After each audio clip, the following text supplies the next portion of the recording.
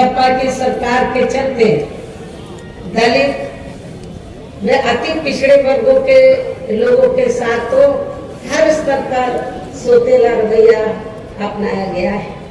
आप लोगों को ये मालूम है कि जब सपा पावर में आई तो सपा सरकार ने एक काम ये किया, सबसे पहले सत्ता में आते ही, कि हमारी पार्टी की सरकार ने जो दलित और अन्य पिछड़े वर्ग में समय समय पर संत गुरु और महापुरुष हुए तो उनको आदर सम्मान देने के मकसद से, उद्देश्य से हमारी पार्टी की सरकार ने जिन नए जिलों के नाम इनके नाम से रखे, नई योजनाओं के नाम इनके नाम से रखे, तो उनको बदल दिया। और इतना ही नहीं, मैं सरकारी कर्मचारियों को भी ये बताना चाहती हूँ कि जब पदोन्नति में आरक्षण को लेकर तो पार्लियामेंट में बिल आया तो यही समाजवादी पार्टी थी जिसने इस बिल को फाड़ दिया था और इस बिल को पास नहीं होने दिया,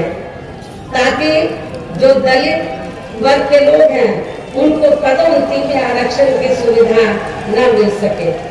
ये समाजवादी पार्टी का कैरेक्टर है, चाल चरित्र है।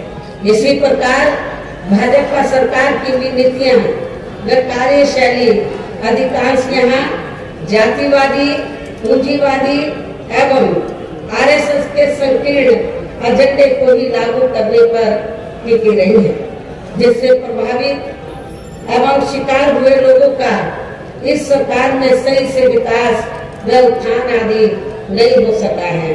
साथ ही इनका हर स्तर पर काफी ज्यादा उत्पीड़न भी किया गया है। धर्म के नाम पर हमेशा यहाँ तनाव व नफरत आदि का वातावरण ही बना रहा है। ये किसी से छिपा नहीं। प्रदेश में हर प्रकार के अपराध भी काफी ज्यादा बढ़े, खासकर दलित व महिलाएं भी इस सरकार में कतई भी सुरक्षित नहीं रही है। लेकिन मीडिया में इनके आंकड़ों को ज्यादातर दबा दिया जाता है। आपके आगरा में तो इतना बुरा हाल है दलितों का कि पुलिस की कस्टडी में तो दलित वर्ग के एक नवयुवक को मार दिया जाता है। ये भी किसी से छिपा नहीं है। इसके अलावा प्रदेश में गरीबों, मजदूरों, बेरोजगारों व अन्य मेहनतकश लोगों के साथ साथ दलितों, आदिवासियों, अन्य पिछड़े वर्गों, मुस्लिम एवं अन्य धार्मिक अल्पसंख्यक समाज के लोगों के हित व कल्याण के लिए वर्षों से जो भी यहाँ सरकारी योजनाएं चल रही थी तो उनका भी इन्हें इस सरकार में सही से पूरा लाभ नहीं मिल सका है। खासकर दलितों व पिछड़ों को आरक्षण का भी पूरा लाभ नहीं मिल सका है, क्योंकि इन्होंने ज्यादातर सरकारी कार्य प्राइवेट सेक्टर के जरिए ही कराए हैं, जिसमें इनके लिए आरक्षण की कोई भी व्यवस्था नहीं है। सरकारी नौकरियों में भी इनका आरक्षण का कोटा भाजपा सरकार में भी पूरा नहीं किया गया है। मुस्लिम व अन्य धार्मिक अल्पसंख्यक समाज के लोगों के साथ तो बीजेपी की सरकार में अधिकांश इन्होंने पक्षपात वाला रवैया ही अपनाया है। इतना ही नहीं, बल्कि इस बार बीजेपी की सरकार में अपर कास्ट समाज में से विशेषकर प्रबुद्ध वर्ग भी हर मामले में अपने आप को काफी ज्यादा उपेक्षित रहा है। इसके अलावा इनके गलत आर्थिक नीतियों के कारण यहाँ गरीबी, बेरोजगारी व महंगाई आदि भी काफी ज्यादा बढ़ी है। खासकर चुनाव घोषित होने से पहले तो डीजल, पेट्रोल व रसोई गैस आदि की आए दिन बढ़ी कीमतों ने भी जनता की काफी ज्यादा मुश्किलें बढ़ाई हैं। और ऐसा लगता है कि चुनाव खत्म होने के बाद उन्हें इनकी कीमतें बढ़ा दी जाएंगी। इसके साथ साथ उत्तर प्रदेश सहित पूरे देश के किसान भी केंद्र सरकार की गलत नीतियों के कारण काफी ज्यादा दुखी व परेशान रहे हैं और अभी भी परेशान हैं। प्रदेश में बेरोजगार लोगों को रोजगार नहीं मिलने के कारण ही ज्यादातर इनको पलायन भी करना पड़ा है।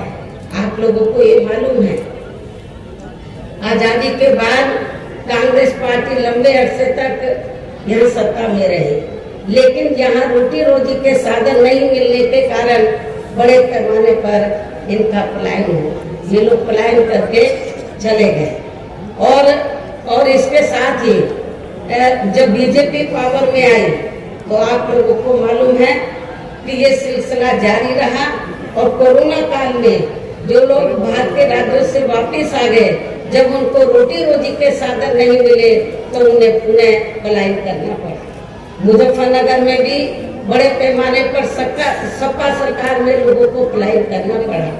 तो ये तीनों पार्टियों की जो सरकारें हैं, चाहे कांग्रेस सत्ता में रही हो, चाहे समाजवादी पार्टी, चाहे बीजेपी, इन सभी पार्टियों की सरकारों में किसी न किसी कारणवश जो दुखी पीड़ित लोग हैं, खासकर बेरोजगार लोग हैं, उनको पलायन करना पड़ा है।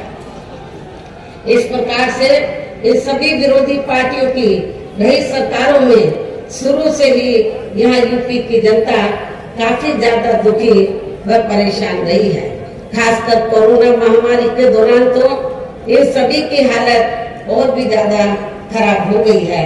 ऐसे में इन सभी विरोधी पार्टियों की रही सरकारों से निजात पाने के लिए अब इस चुनाव में यहाँ प्रदेश की जनता को अपने एकमात्र हितैषी पार्टी बहुजन समाज पार्टी की ही सरकार बनाना बहुत जरूरी है, जिसने अपने चारों रहे शासनकाल के दौरान बिना पक्षपात व भेदभाव आदि के यहाँ कमजोर एवं उपेक्षित वर्गों के लोगों के साथ साथ सब समाज में से गरीबों, बेरोजगारों, गरीबों, मजदूरों, बेरोजगारों, किसानों, व्यापारियों, कर्मचारियों, वकीलों एवं अन्य मेहनतकश लोगों के साथ ही युवाओं, छात्रों, महिलाओं व बुजुर्गों आदि के भी विकास एवं उत्थान के लिए अनेक ऐतिहासिक एवं महत्वपूर्ण कार्य किए हैं। इसके अलावा बीएसपी की रही सरकार में दलित एवं अन्य पिछड़े वर्गों में जन्मे अपने महान संतों, गुरुओं व महापुरुषों आदि को भी विभिन्न रूपों में पूरा आदर सम्मान दिया गया, जिनकी यहाँ सभी विरोधी पार्टियों की रही सरकारों में काफी ज्यादा उपेक्षा की गई है। इसके साथ साथ बीएसपी की सरकार में पूर्व की तरह ही यह सभी वर्गों, धर्मों व विभिन्न क्षेत्रों में लगे लोगों के हितों में भी फिर से ऐतिहासिक कार्य किए जाएंगे। प्रदेश में विशेषकर गरीबी व बेरोजगारी आदि को दूर करने के लिए जरूरी कदम उठाए जाएंगे और ये हमारी सरकार का इस बार भी मुख्य एजेंडा होगा। साथ ही किसी भी मामले में किसानों को भी निराश नहीं होने दिया जाएगा।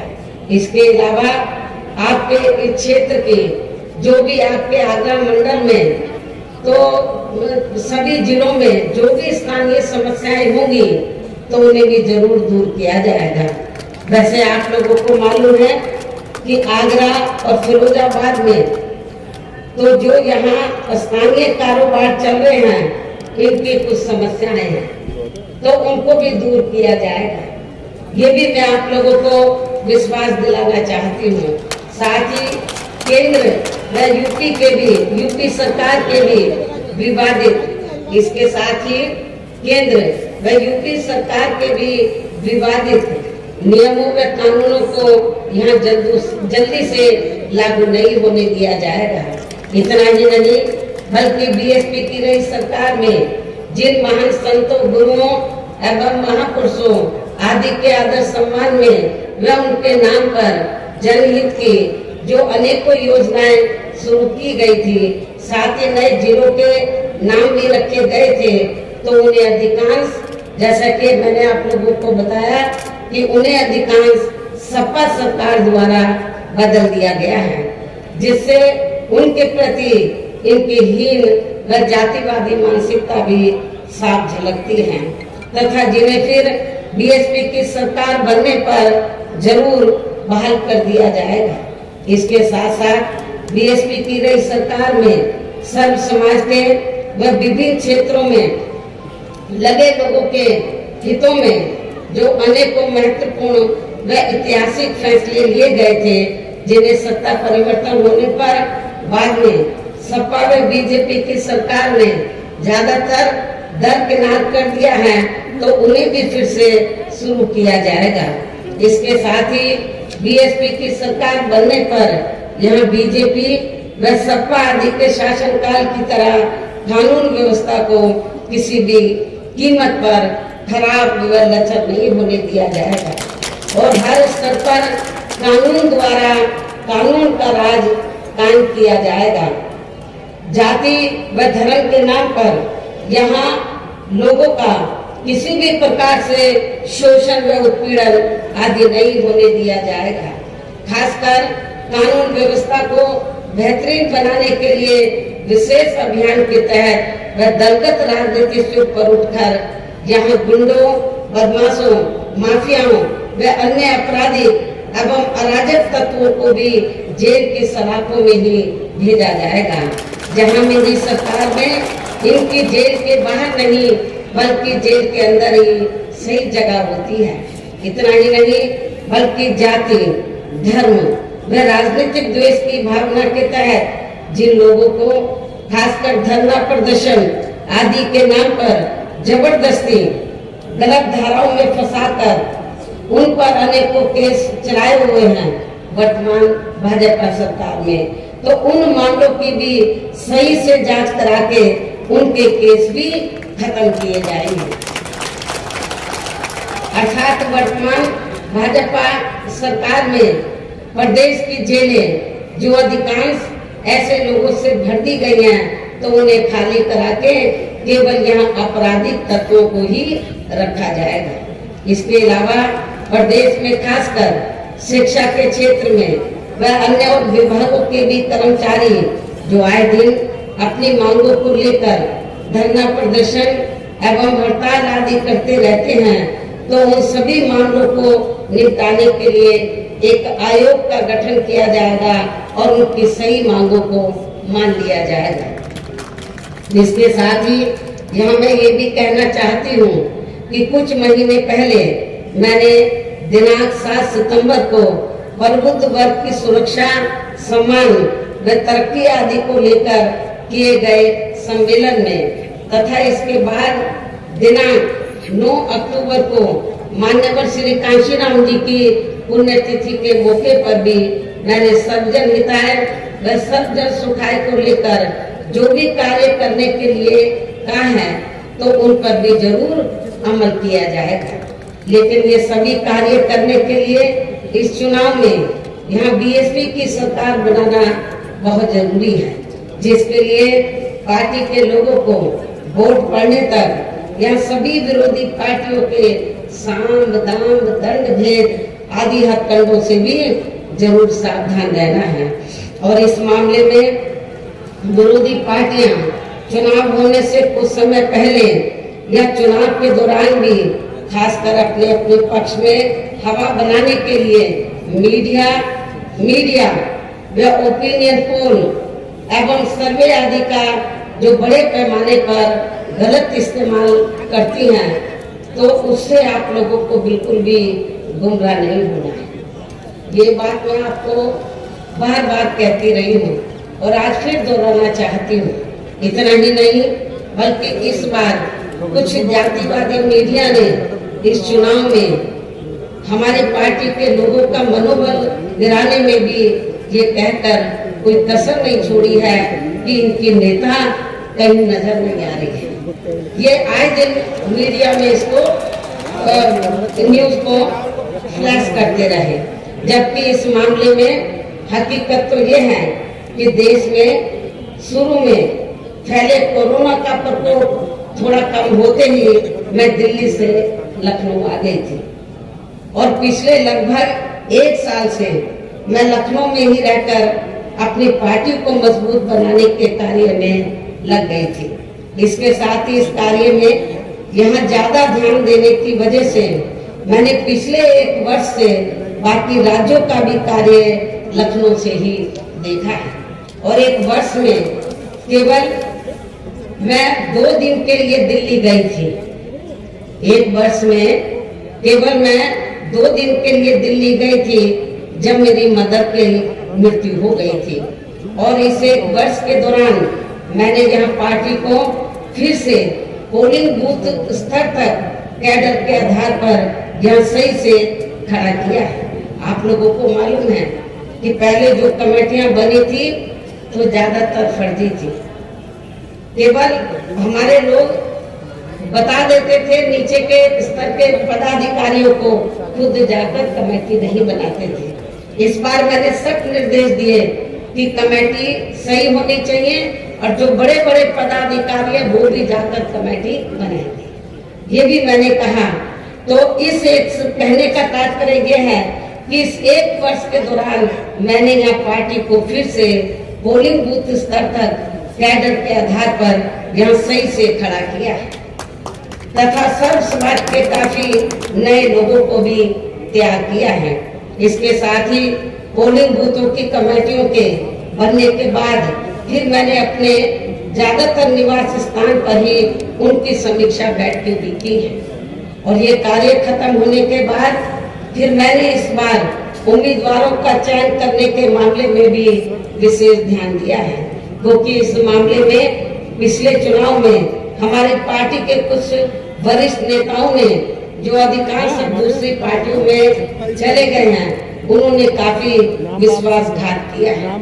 पिछली बार चुनाव में उन्होंने काफी विश्वासघात किया, न जातीय समीकरण का ध्यान रखा, बल्कि सुनने में तो ये आया कि दूसरी पार्टियों के उम्मीदवारों से साठ गांठ करके हमारे नेताओं ने ज्यादातर डमी कैंडिडेट खड़े कर दिए, जिसकी वजह से पिछले विधानसभा चुनाव में हमारी पार्टी का अच्छा रिजल्ट नहीं आ सका। इस चीज का मैंने विशेष ध्यान दिया इस बात की तरफ और मैंने ये फैसला लिया कि इस बार मैं ये कार्य अपने देखरेख में खुद करूंगा। 403 विधानसभा की सीटें हैं, एक एक सीट पर मैं उम्मीदवार से खुद मिली हूँ, अपने रेजिडेंस पर उनका पूरा परिचय लिया, तो तब मैंने उनका टिकट फाइनल किया है, ताकि पिछले चुनाव की तरह हमारे साथ कोई धोखा न हो जाए। और इसके बाद जैसे ही मैं इस कार्य से कल फ्री हुई इस कार्य से, तो आज मैं अपनी पार्टी के उम्मीदवारों को जिताने की अपील करने के लिए यूपी की दलितों की खास राजधानी आगरा में आप लोगों के बीच में आ गए हैं।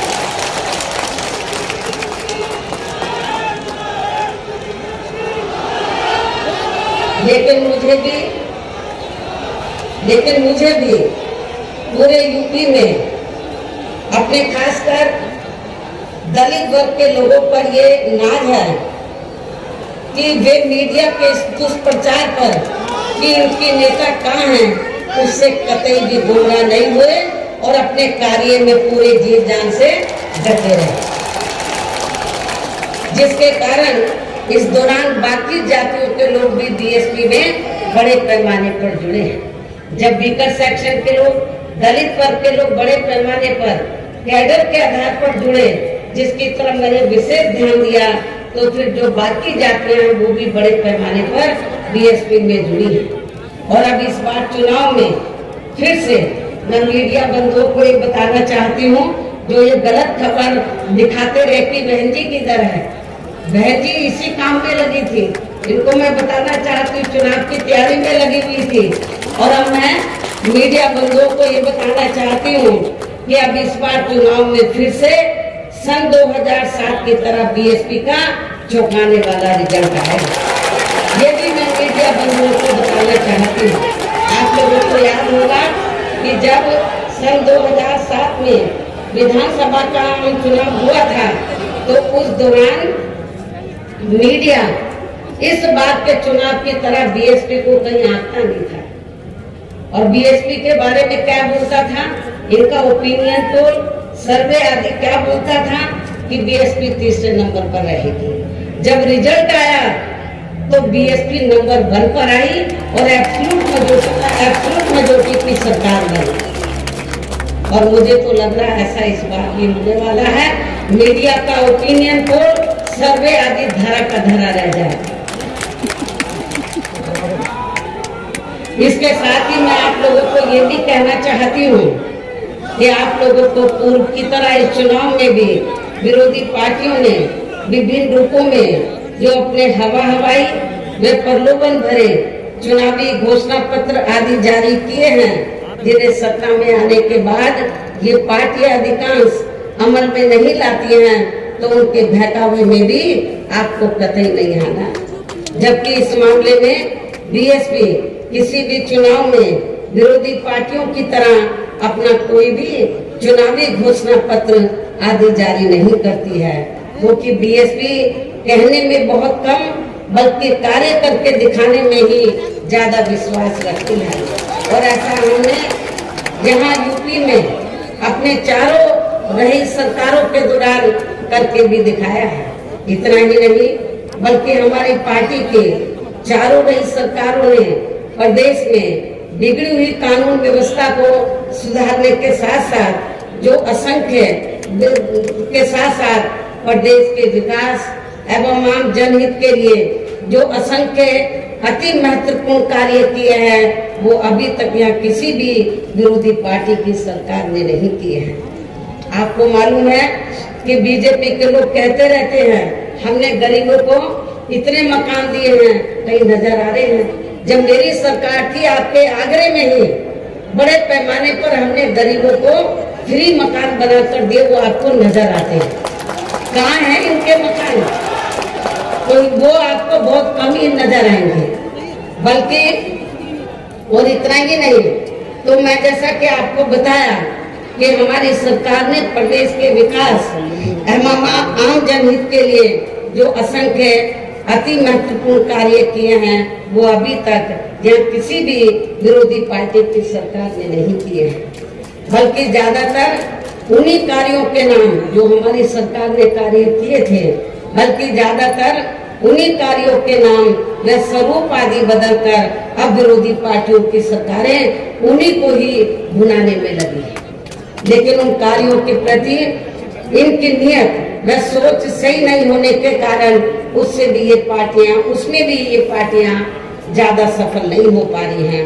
इन्हीं जरूरी बातों के साथ ही हम मेरा यही कहना है कि आप लोगों को इस चुनाव में अपने हित व कल्याण के लिए या फिर से यूपी में बीएसपी की सर्वजन हिताय व सर्वजन सुखाय की नीतियों पर आधारित सरकार बनाना बहुत जरूरी है।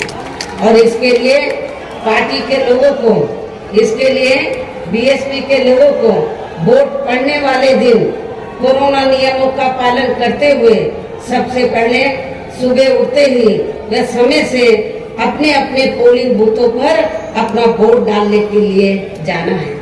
वोट वाले दिन याद रखो, बहुजन समाज पार्टी के लोगों जो बीमार हैं, बुजुर्ग हैं, उनको छोड़कर जो बाकी लोगों को उस दिन आप लोगों को उपवास रखना है। कब तक? जब तक आप लोग अपने अपने पोलिंग बूथों पर वोट डालकर अपने घरों में वापस नहीं आ जाते। और इस मामले में हमारी जो महिलाएं हैं वो भी पीछे नहीं रहेंगी, ये भी मैं बताना चाहती हूँ। तो सुबह उठते ही सबसे पहले अपने अपने पोलिंग बूथों पर आप लोगों को वोट डालने के लिए जरूर जाना है। इसके साथ ही आपका वोट अन्य कोई व्यक्ति डाल ना सके, इसका भी आप लोगों को खुद ही ध्यान रखना है। इसके साथ साथ अपनी पार्टी का कोई भी वोट पड़ने से ना रह जाए, तो उसका भी पार्टी की हर पोलिंग बूथ की कमेटी को विशेष ध्यान रखना है। और अब अंत में मेरी बीएसपी के लोगों से यही अपील है कि पार्टी ने यह आपके क्षेत्र में, आपके आगरा मंडल में जिन भी विधानसभा की सीटों पर अपने उम्मीदवारों को चुनाव के मैदान में उतारा है, जो यहाँ आपके बीच में मौजूद भी है। हमारे आगरा मंडल के जो प्रत्याशी हैं, तो जहाँ जहाँ से भी वो चुनाव लड़ रहे हैं, तो जिनको हमने चुनाव के मैदान में उतारा है, ये आपके सामने जो स्टेज बना है, आपके बीच में जहाँ खड़े हुए हैं, और आप लोगों से आप लोगों से वोट की अपील कर रहे हैं और बीएसपी के जो ये उम्मीदवार हैं तो इनको जिताने के लिए आप लोगों से अपील कर रहे हैं। जो यहाँ आपके बीच में मौजूद हैं तो उन्हें आप लोगों को वोट वाले दिन अपनी पार्टी के हाथी चुनाव चिन्ह के सामने वाले बटन को दबा के जरूर जिताना है। बीएसपी का चुनाव चिन्ह क्या? हाथी, और आपकी आबादी हाथी की तरह विशाल है। आप लोगों को अपनी विशाल आबादी को ध्यान में रखकर आपका वोट बहुत ज्यादा है। आप लोगों को हाथी चुनाव चिन्ह के सामने वाले बटन को दबाकर इनको जरूर कामयाब बनाना है। अपनी पार्टी के लोगों को, जो जिम्मेदार लोग हैं, उनको ये बताना है क्षेत्र इस मंडल के लोगों को कि बीएसपी ने अपनी सरकार के दौरान जो कार्य किए हैं, मेरे ख्याल आजादी के बाद किसी भी पार्टी की सरकार ने उतने कार्य नहीं किए हैं। चाहे डेवलपमेंट का मामला है, चाहे लॉ एंड ऑर्डर का मामला है। और इतना ही नहीं, जिन हमारे संतों, गुरुओं और महापुरुषों को वर्षों से आदर सम्मान नहीं मिला था, उन्हें भी हमारी पार्टी की सरकार ने पूरा पूरा आदर सम्मान दिया है। और जब आप लोग लखनऊ जाते हैं, पहले का लखनऊ आप लोगों ने देखा होगा और मेरे सरकार में आने के बाद का लखनऊ देखा होगा। लोग बाहर के राज्यों से आते हैं, विदेशों से आते हैं, कहते हैं कि ये तो लखनऊ की तस्वीर बदल गई, लखनऊ की तस्वीर बदल गई। और इतना ही नहीं, आपके आगरा मंडल में भी मैंने काफी काम किया। लोग कहते हैं कि मथुरा धार्मिक स्थल है, मथुरा जिला में मंदिर है, मस्जिद है, गुरुद्वारे हैं, बौद्ध विहार है, सब हैं, लेकिन उसको, उस धार्मिक स्तर को, उस जिले में विभिन्न धर्मों को मानने वाले लोग रहते हैं, विभिन्न धर्मों के, लेकिन उस जिले का जो थोड़ा घना विकास हुआ मेरी सरकार में हुआ, उसके बाद मथुरा जिले का कोई विकास नहीं हुआ। ये भी मैं मथुरा के लोगों को बताना चाहती हूँ। केवल मीडिया में हवाई बातें करते रहते हैं और लोगों को धर्म की आड़ में उनके जो भावनाएं हैं, तो उनकी भावनाओं की आड़ में तो लोगों का वोट लेने का प्रयास करते हैं, लेकिन हकीकत में जमीनी तौर पर वहाँ पर कोई विकास का काम वर्तमान भारतीय जनता पार्टी की सरकार में नहीं हुआ है। यही सपा सरकार का हाल था। और बीजेपी को कुछ नहीं करना है, ज्यादातर वो मीडिया में घूमते रहते हैं। विकास के कार्य आप लोगों ने देखे हैं, कहीं आपको विकास नजर आया? आप लोगों का अपना पूरे 5 साल के अंदर कोई आपका विकास नहीं हुआ। आप लोगों के साथ जुल्म जाती हुई है। विकास पूर्ण किनका हुआ है? जो बड़े बड़े पूंजीपति हैं, जो बड़े बड़े धन्ना सेठ हैं, जो आरएसएस के लोग हैं, उनका विकास हुआ है। आप लोगों का विकास नहीं हुआ है। यदि आप लोग चाहते हैं कि आप लोगों का विकास हो, सर्व समाज का विकास हो, तो आप सभी धर्मों के लोगों का विकास हो, सभी जाति के लोगों का विकास हो, तो फिर आप लोगों को बहुजन समाज पार्टी के आगरा मंडल से जो हमने अपने प्रत्याशी चुनाव के मैदान में उतारे हैं, तो उन्हें अब आप लोगों को वोट वाले दिन अपनी पार्टी के हाथी चुनाव चिन्ह के सामने वाले बटन को दबा के जरूर जिताना है। और फिर से आपको यहाँ सन 2007 की तरह ही बीएसपी की अपनी पूर्ण बहुमत की सरकार जरूर बनाना है। तभी फिर प्रदेश में यहाँ अमन चैन कायम होने के साथ साथ सभी धर्मों व वर्गों के लोगों का भी सही से विकास का उत्थान आदि हो सकता है। साथ ही यहाँ अन्याय, अपराध, भय व भ्रष्टाचार मुक्त एवं विकास युक्त वातावरण भी पैदा हो सकता है। और तभी फिर यहाँ परम पूज्य बाबा साहब डॉक्टर भीमराव अम्बेडकर एवं मान्यवर श्री कांशीराम जी आदि का भी सपना सही साकार हो सकता है। और इस उम्मीद के साथ ही अब मैं यही कहना चाहूंगी, क्या कहना चाहूंगी कि अब आपको हर पोलिंग बूथ को जिताना है, बीएसपी को सत्ता में आप लोगों को हर पोलिंग बूथ को जिताना है, बीएसपी को सत्ता में लाना है। इस विश्वास के साथ ही अब मैं पुनः अपनी पार्टी के उम्मीदवारों को जिताने की पुरजोर अपील करते हुए अपनी बात यही समाप्त करती हूँ। जय भीम, जय भारत।